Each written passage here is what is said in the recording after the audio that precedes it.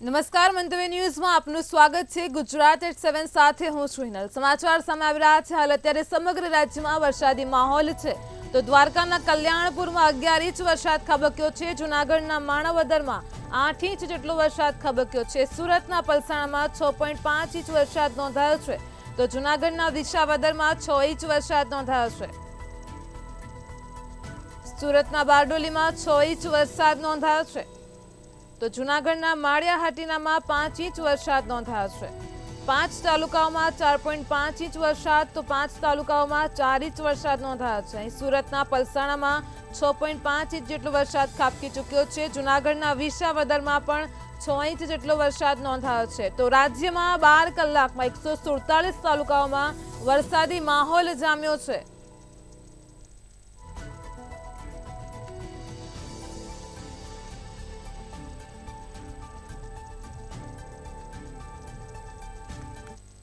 રાજ્યમાં વરસાદી માહોલ યથાવત જોવા મળી રહ્યો છે અને રાજ્યના અનેક જિલ્લાઓમાં મેઘરાજા ધમાકેદાર બેટિંગ કરી રહ્યા છે। ત્યારે આજે અમરેલી, નવસારી, સુરત, ગીર સોમનાથ, જૂનાગઢ અને વલસાડ સહિતના જિલ્લાઓમાં અવિરત વરસાદ વરસી રહ્યો છે। સતત વરસી રહેલા વરસાદના કારણે નદીઓ છલકાઈ ગઈ છે તેમજ અનેક વિસ્તારોમાં પાણી પણ ભરાયા છે। જોડે કેટલાક જિલ્લાઓમાં ભારે વરસાદને પગલે પૂર જેવી પરિસ્થિતિ પણ જોવા મળી રહી છે।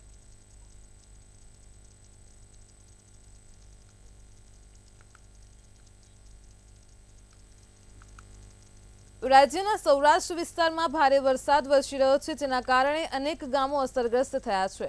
એનડીઆરએફ દ્વારા રેસ્ક્યુની કામગીરી પણ કરવામાં આવી રહી છે।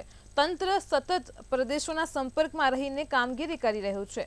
તો જૂનાગઢના માળિયામાં 2 કલાકમાં 3.5 ઇંચ વરસાદ થતાં નદીઓ ગાંડીતૂર બની છે। કચ્છમાં સમગ્ર વિસ્તારમાં અસહ્ય ઉકળાટ બાદ વરસાદ વરસ્યો હતો। ગીર સોમનાથના ગીરગઢડા, જામવાડામાં ભારે વરસાદ વરસતા થોડી, ભાખા સહિતના ગામોમાં જલપ્રલય જોવા મળ્યો છે। તો દ્વારકાના કલ્યાણપુરમાં ખેતરોમાં એક પરિવાર પાણીમાં ફસાયો હતો, જેનું વાયુસેનાના હેલિકોપ્ટર દ્વારા દિલધડક રેસ્ક્યુ કરાયું હતું।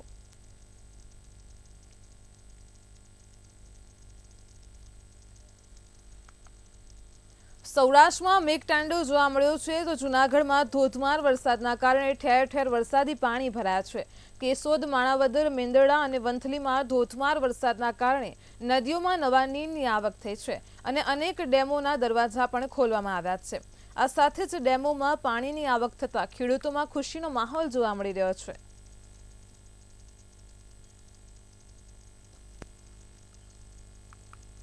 સૌરાષ્ટ્રમાં આજે ધોધમાર વરસાદ વરસ્યો છે। તો દ્વારકામાં આજે ફરી જળબંબાકાર થયો છે। ત્યારે દ્વારકાના ગ્રામ્ય વિસ્તારોમાં કેટલાક લોકો પાણીના પ્રવાહમાં ફસાયા હતા। 2 કલાકમાં જ 5 ઇંચ વરસાદથી દ્વારકામાં જળપ્રલય થયો હતો તેવી સ્થિતિ સર્જાય છે। હરિપર ગામે મહિલાને પ્રસૂતિની પીડા ઉપડતા જ તેને મદદ માટે પોલીસ દ્વારા રેસ્ક્યુ કરવામાં આવ્યો છે। તો બીજી તરફ દ્વારકાના કલ્યાણપુરમાં પણ ભારે વરસાદને પગલે જળબંબાકારની સ્થિતિ જોવા મળી છે। આ સાથે જ જૂનાગઢ ખાતે પણ પોલીસ દ્વારા દિલધડક રેસ્ક્યુ હાથ ધરવામાં આવ્યું હતું।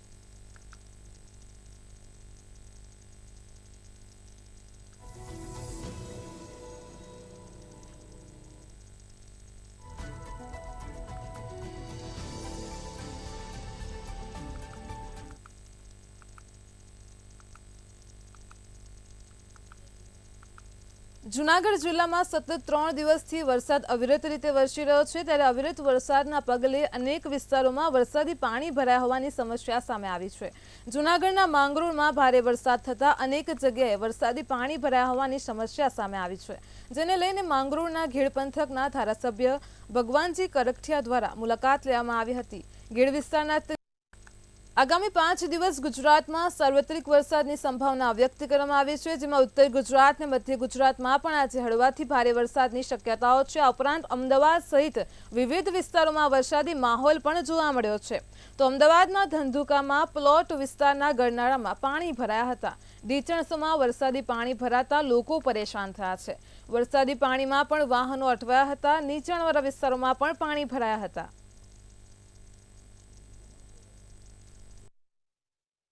પડે તો ઓલી બાજુ રસ્તો બંધ થઈ જાય અને અહીંયા 4 વ્હીલમાં કેવડાવે, 2 વ્હીલમાં કેવડાવે। છોકરાઓને નિશાળ વખતે બહુ કેવડાવે। કેટલા લોકો આ વિસ્તારમાં રહેતા હશે? 6,000 માણસ રહે છે। અને આ એક જ રસ્તો છે હાલ? આ એક જ રસ્તો છે. આમ રસ્તો છે પણ એ થોડુંક આગું પડી જાય છે. પ્લેટફોર્મ માટે રેલવે માટે આ નજીક પડે સાહેબ. અત્યાર સુધી તંત્રમાં કોઈને રજૂઆત કરીએ છે રજૂઆત પણ કોઈ. અમારી એક જ સમસ્યા છે કે આ નાળું બ્રિજ બન્યો 5-6 વર્ષથી છે, પણ પાણીની તકલીફ બહુ છે. ગાડીઓમાં તકલીફ પડે, ચેન ચક્કર જતા રહે, છોકરાઓને નિશાળે જવામાં તકલીફ બહુ પડે. અહીંયા તો પહેરાતા જ નથી. અહીંયા કેટલાક છોકરાઓ રહેતા હશે આવી રીતે ને સ્કૂલ જતા હશે? છોકરાઓ તો 1500થી આજુબાજુ સ્કૂલે જવાવાળા છે સવારના, અને બીજા બધા વડીલો, નાના બીજા બધા જેન્ટ્સો આ તે બધી ઘણી બધી સમસ્યાની તકલીફ છે એમ, પણ પાણીનો કોઈ નિકાલ જ નથી અમારે. કેટલા વર્ષથી આ તકલીફ હશે? 6 થી 7 વર્ષથી છે, બ્રિજ બન્યો ત્યારથી આ નાળું રેલવે. આ ધંધુકા શહેરમાં આવેલા પ્લોટ વિસ્તારનું રેલવેનું ગરનાળું પાછલા 8 થી 10 વર્ષથી આ વિસ્તારના 5,500 ઉપરાંત લોકો એક ભયંકર ત્રાસદીનો સામનો કરી રહ્યા છે. ચોમાસાના 4 માસમાં થોડો અમસ્તો પણ જો વરસાદ વરસતો હોય ત્યારે અહીં આ નાળામાં પાણી ભરાઈ જાય છે. હરિઓમ સોલંકી, મંતવ્ય ન્યૂઝ, ધંધુકા. પાટણના રાધનપુરમાં લાંબા વિરામ બાદ મેઘરાજાનું આગમન થયું છે. સમાચાર સામે આવ્યા છે પાટણથી. આજરોજ રાધનપુર ખાતે પણ વરસાદી માહોલ જોવા મળ્યો છે. ગરમી અને બફારા વચ્ચે વરસાદથી લોકોને ગરમીથી રાહત મળી છે, ઠંડકનો અનુભવ થયો છે. વરસાદ શરૂ થતાં જ ખેડૂતોમાં પણ ખુશીનો માહોલ જોવા મળ્યો છે. તો હવામાન વિભાગની આગાહી અનુસાર રાધનપુર ખાતે વરસાદી માહોલ જોવા મળ્યો છે. રાધનપુર ખાતે લાંબા વિરામ બાદ વરસાદનું આગમન થતાં જ સ્થાનિકોમાં ખુશીનો માહોલ જોવા મળ્યો છે. અહીં વાવણી લાયક વરસાદ થતાં ખેડૂતો ખુશખુશાલ થયા હતા. તો પાટણના રાધનપુરમાં હવામાન વિભાગની આગાહી અનુસાર આજરોજ મેઘરાજાની એન્ટ્રી થઈ હતી. ગરમી અને બફારા વચ્ચે વરસાદી માહોલથી લોકોને ઠંડકનો અનુભવ થયો છે.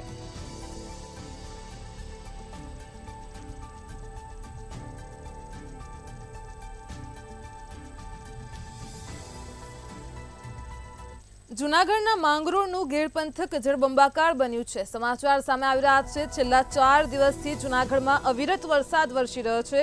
મંતવ્ય ન્યૂઝ ગીરના છેવાડાના ગામે પહોંચ્યું હતું. ગીર પંથકમાં ખેતરો દરિયામાં ફેરવાયા છે, તો જ્યાં જુઓ ત્યાં પાણી જ પાણી જોવા મળી રહ્યું છે. મેખડીથી સામરડા સહિત 4 ગામડાઓ પણ સંપર્ક વિહોણા બન્યા છે. જૂનાગઢથી સમાચાર છે. મેખડીથી સામરડામાં રસ્તા ઉપર પાણી ફરી વળ્યા છે. તો શર્મા ફુલારામાં પણ જવાના રસ્તા ઉપર પાણી ફરી વળ્યા છે. હજારો વીંગા ખેતરોમાં પાણી ફરી વળ્યા છે. ખેતરો બેટમાં ફેરવાયા છે. જ્યાં નજર પહોંચે ત્યાં સુધી પાણી જ પાણી જોવા મળી રહ્યું છે. તો જૂનાગઢથી દ્રશ્યો સામે આવ્યા છે. જૂનાગઢના માંગરોળનું ગીર પંથક જળબંબાકાર બન્યું છે. ગામડાઓ સંપર્ક વિહોણા થયા છે. મંતવ્ય ન્યૂઝ ગીરના છેવાડાના ગામે પહોંચ્યું હતું અને પરિસ્થિતિનો તાગ મેળવ્યો છે. તો ગીર પંથકમાં ખેતરો દરિયામાં ફેરવાયા છે. જ્યાં જુઓ ત્યાં પાણી જ પાણી જોવા મળી રહ્યું છે. અવિરત વરસાદને પગલે જનજીવન ખોરવાઈ ગયું છે. મેખડીથી સામરડા સહિતના 4 ગામડાઓ પણ સંપર્ક વિહોણા બન્યા છે. તો રસ્તા ઉપર પાણી ફરી વળ્યા છે. ગામડાઓ સંપર્ક વિહોણા બન્યા છે. ઘર વખરીને પણ નુકસાન પહોંચ્યું છે. શર્મા ફુલારામાં જવાના રસ્તા ઉપર પણ પાણી ફરી વળ્યા છે. તો હજારો વીંગા ખેતરોમાં પણ પાણી ફરી વળ્યું છે. ખેડૂતોને પણ નુકસાનની શક્યતાઓ જોવા મળી રહી છે. તો જૂનાગઢમાં ગીર પંથકમાં જળબંબાકારની સ્થિતિ જોવા મળી રહી છે. અવિરત વરસાદ વરસી રહ્યો છે. આ દરમિયાન મંતવ્ય ન્યૂઝ ઘેડના છેવાડાના ગામે પહોંચ્યું હતું. ગીર પંથકમાં ખેતરો બેટમાં ફેરવાઈ ગયા છે. જ્યાં જુઓ ત્યાં સુધી પાણી જ પાણી જોવા મળી રહ્યું છે. તો મેખડીથી સામરડા સહિતના 4 ગામડાઓ પણ સંપર્ક વિહોણા બન્યા છે. જૂનાગઢમાં જનજીવન અસ્તવ્યસ્ત થઈ ગયું છે. ગીર પંથકમાં જળબંબાકારની સ્થિતિ જોવા મળી રહી છે. હજુ પણ હવામાન વિભાગની આગાહી અનુસાર આગામી સમયમાં જૂનાગઢમાં વરસાદી માહોલ પણ જોવા મળશે. હજારો વીંગા ખેતરોમાં પાણી ફરી વળ્યા છે. જ્યાં નજર પહોંચે ત્યાં સુધી પાણી જ પાણી જોવા મળી રહ્યું છે. તો મેખડીથી સામરડા સુધીના રસ્તા ઉપર 4 ગામડાઓ સંપર્ક વિહોણા બન્યા છે. જૂનાગઢમાં માંગરોળનું ગીર પંથકમાં જળબંબાકારની સ્થિતિ જોવા મળી છે. નદીઓ વહેતી હોય તેવા દ્રશ્યો સામે આવ્યા છે. તો ખેતરોમાં પણ પાણી ફરી વળ્યા છે. સાથે જ જૂનાગઢના ગામડાઓ પણ સંપર્ક વિહોણા બન્યા છે. રસ્તાઓ પર પાણી ફરી વળ્યા છે. પૂર જેવી પરિસ્થિતિનું નિર્માણ થયું છે. તો જૂનાગઢના માંગરોળનું ઘેડ પંથક જળબંબાકાર બન્યું છે. મંતવ્ય ન્યૂઝ ઘેડના છેવાડાના ગામે પહોંચ્યું હતું.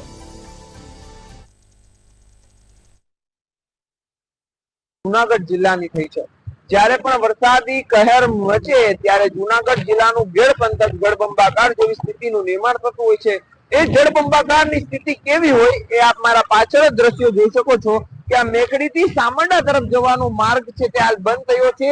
તો બીજી તરફ આ દ્રશ્યો કોઈ જે દરિયાના નહીં સમુદ્રના નથી, પરંતુ આ દ્રશ્યો છે ખેતરોના, કે દર વર્ષે આ જે સ્થિતિ છે તે વરસાદમાં આ રીતની થતી હોય છે. અને હાલ પણ આ જ રીતની સ્થિતિનું નિર્માણ થયું છે. ખાસ કરીને માંગરોળનું ઘેડ પંથક કહેવામાં આવે છે કે આજે જુનાગઢ જિલ્લાના છેલ્લા ગામો છે કે જે મેખડી, સામરડા સહિતના 5 થી 6 ગામો છે કે જે જુનાગઢ જિલ્લાના છેવાડાના ભાગે આવેલા છે. માંગરોળ તાલુકામાં આ ગામો આવે છે અને અહીં દર વર્ષે આ રીતની સ્થિતિનું નિર્માણ થતું હોય છે. જ્યાં જુઓ ત્યાં જળ જ જળ જોવા મળી રહ્યું છે. ક્યાંય પણ ખેતર જેવી સ્થિતિ રહી જ નથી આ ગામમાં. અને આ સ્થિતિ છે તે અતિ દયનીય બની જાય છે. ખેડૂતોના ખેતરો ધોવાય છે, ખેડૂતોમાં નારાજગી વ્યાપે છે, પરંતુ ઉપરવાસમાં જે ભારે વરસાદ પડે છે, જે 4 થી 5 જેટલી નદીઓ છે તેનું બધું પાણી આ વિસ્તારમાં ફરી વળતું હોય છે અને જેને લઈને ઘેડ પંથકની સ્થિતિ દયનીય થાય છે. આ પ્રથમ માણાવદર, બાદમાં કેશોદનું ઘેડ અને અંતે માંગરોળના ઘેડનો વારો આવે છે. કારણ કે પહેલા માણાવદર થી સ્ટાર્ટિંગ થાય છે કે માણાવદરના જે ઘેડ પંથક છે કે ત્યાં બધું પેલા નદીઓનું પાણી આવતું હોય છે. પછી અલગ અલગ નદીઓ છે, જુદી જુદી નદીઓ છે, તેનું કેશોદમાં આવતું હોય છે. તે બંને ઘેડ પંથક કેશોદ અને માણાવદરનું એક સાથે માંગરોળના ઘેડ પંથકમાં ભેગું થાય છે અને બાદમાં અહીંથી જે માધવપુરનો દરિયો છે ત્યાં આ બધું પાણી જતું હોય છે. પરંતુ હાલ ફરી એકવાર સ્થિતિ આપને બતાવવા માંગીશ કે આ સ્થિતિ એક દરિયો 4 થી 5 મહિના આ ગામની સ્થિતિ આવી રહેતી હોય છે કે આ આખું એ ગામ છે તે દરિયામાં ફેરવાયું હોય તેવા દ્રશ્યો હાલ જોવા મળી રહ્યા છે. અહીં હજુ સુધી કોઈ તંત્ર નથી પહોંચ્યું, પરંતુ મંતવ્ય ન્યૂઝ આ ગામની મુલાકાતે પહોંચ્યું છે ને જાણે દ્રશ્યો એક દરિયામાં ફેરવાયા હોય તેવું લાગી રહ્યું છે. અમાર બખાઈ, મંતવ્ય ન્યૂઝ, મેખડી. અમદાવાદથી મહત્વના સમાચાર સામે આવી રહ્યા છે. અમદાવાદમાં જીએસટી કૌભાંડનો મામલો પ્રકાશમાં આવ્યો છે. 637 કરોડના જીએસટી કૌભાંડનો મામલો સામે આવ્યો છે. તો જીએસટી કૌભાંડ મામલે આરોપીને જામીન મળ્યા છે. સમાચાર સામે આવી રહ્યા છે અમદાવાદથી. આરોપી પાસે 65 ક્રેડિટ કાર્ડ પણ મળી આવ્યા છે. તો 10,000ના જાતમુચરકા પર મળી આવ્યા છે. અહીં હાઈકોર્ટે જામીન મંજૂર કર્યા છે. સમાચાર સામે આવી રહ્યા છે અમદાવાદથી. તો આજ મુદ્દે અમારી સાથે સંવાદદાતા મેહુલ દુધરેજિયા ન્યૂઝ રૂમથી લાઈવ જોડાઈ ગયા છે. જી મેહુલ, અહીં અમદાવાદમાં જીએસટી કૌભાંડ મામલે હાઈકોર્ટે આરોપીને જામીન આપ્યા છે, શું કહેશો? જે પ્રમાણે જીએસટી કૌભાંડ 637 કરોડનું જે કરચોરી કરવામાં આવી હતી ને, જે ખોટી કંપનીઓ ઊભી કરી અને જે આર્થિક નુકસાન છે દેશને કરવામાં આવ્યું હતું, જીએસટી વિભાગને આ જ્યારે મામલે જાણ થઈ ત્યારે તે બાદ જે તપાસ કરવામાં આવી તે તપાસ દરમિયાન જે આરોપી છે તે તેમજ તેના જે સહ આરોપી છે તેની ઉપર જે કસંજોસ કરવામાં આવ્યો, સાથે જ સગજો કસ્તાની સાથે જ આ તમામ જે આરોપી છે તેની એક બાદ એક જે ધરપકડ કરવામાં આવી છે. મુખ્ય આરોપી છે તેની જે જાન્યુઆરીના રોજ તેની ધરપકડ કરવામાં આવી હતી ને તેને જે કોર્ટમાં રજૂ કરવામાં આવ્યો હતો. ત્યારબાદ તેણે જામીન અરજી જે સેશન્સ કોર્ટની અંદર કરી હતી, પરંતુ ત્યારે ત્યાંથી રિજેક્ટ કરવામાં આવી હતી. ત્યારબાદ ફરી વખત તે હાઈકોર્ટના શરણે ગયો હતો અને હાઈકોર્ટ દ્વારા તેને આજે જામીન મંજૂર કરી દેવામાં આવે છે. જે પ્રમાણે અત્યારે સરકારી વકીલે જે સામે દલીલો કરી હતી કે આરોપી જે છે તેણે જે દેશને નુકસાન કરવાનો એક પ્રયાસ કર્યો છે, સાથે તેની પાસે 65 જેટલા જે ક્રેડિટ કાર્ડ પણ મળી આવે છે, ડેબિટ કાર્ડ પણ મળી આવે છે અને 18થી પણ વધારે જે મોબાઈલ છે તે મળી આવે છે. એટલે એક પ્રકારે ષડયંત્ર છે તે તેણે કર્યું હતું અને દેશને નુકસાન કરવાનું, જે સરકારી તિજોરીને નુકસાન કરવાનો એક પ્રયાસ કર્યો હતો. તેના ભાગરૂપે આવડું મોટું કૌભાંડ છે તે આચરવામાં આવ્યું હતું. પરંતુ હાઈકોર્ટે તેને 10,000ના જાત મુચરકા ઉપર તેને જામીન આપ્યા છે અને હાઈકોર્ટે આજે જામીન છે તેના મંજૂર કર્યા છે. આ સાથે ઘણા બધા જે સાક્ષીઓ છે તેના પણ નિવેદન નોંધવાની કામગીરી હજુ પણ શરૂ છે અને આ તપાસ દરમિયાન હજી પણ ઘણા મોટા ખુલાસા થાય તેવી શક્યતા છે. જી મેહુલ, સમગ્ર માહિતી બદલ આપનો આભાર. તો વર્ષ 2022માં આ સમગ્ર જીએસટી કૌભાંડ મામલે કેસ દાખલ થયો હતો. હાલ અત્યારે 10,000ના જાત મુચરકા ઉપર હાઈકોર્ટે જામીન આપ્યા છે। આરોપી પાસેથી 65 ક્રેડિટ કાર્ડ પણ મળી આવ્યા છે। જીએસટી કૌભાંડ મામલે આરોપીને જામીન મળ્યા છે, તો હાઈકોર્ટે અત્યારે જામીન મંજૂર કર્યા છે।